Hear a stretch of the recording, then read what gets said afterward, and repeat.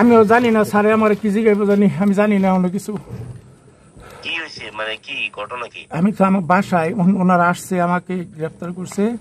গাজীপুরের শ্রীপুর উপজেলার বড়মি ইউনিয়নের বড়কুল গ্রামে গোয়েন্দা তথ্যের ভিত্তিতে অভিযান পরিচালনা করে বিএনপির এক নেতাসহ 7 জনকে আটক করেছে যৌথ বাহিনীর সদস্যরা। বৃহস্পতিবার গভীর রাতে শুরু হওয়া অভিযান শেষ হয় ভোর রাতের দিকে। পরে সকালের দিকে তাদের শ্রীপুর থানায় হস্তান্তর করা হয়েছে বলে জানিয়েছে পুলিশ। গাজীপুর আর্মি ক্যাম্পের তত্ত্বাবধায়ক মেজর খন্দকার মহিউদ্দিন আলমগীরের নেতৃত্বে পরিচালিত অভিযানে আটক ব্যক্তিদের মধ্যে স্থানীয় রাজনৈতিক সংগঠনের সাবেক এক ছাত্রনেতা সহ আরও 6 জন রয়েছে বলে জানায় সেনাবাহিনীর সদস্যরা। তবে সেনাবাহিনীর সদস্যরা আনুষ্ঠানিকভাবে কোনো বক্তব্য দেননি।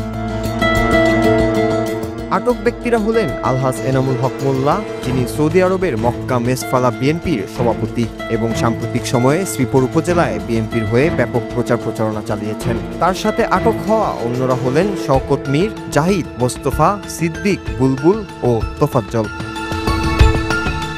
অভিযান চলাকালে তাদের অবস্থানস্থল থেকে পিস্তল সহ নানা দেশীয় ও বিদেশি অস্ত্র ও বিভিন্ন সরঞ্জাম জব্দ করা হয়েছে বলে জানিয়েছে সেনাবাহিনী। পরবর্তীতে আটক ব্যক্তিদের এবং জব্দকৃত সামগ্রী শ্রীপুর থানায় হস্তান্তর করা হয়। যৌথ বাহিনীর অভিযানের সময় সঙ্গে থাকা শ্রীপুর থানার এসআই মোহাম্মদ জুনায়েদ বলেন, এই ঘটনায় আইনগত ব্যবস্থা প্রক্রিয়াধীন রয়েছে।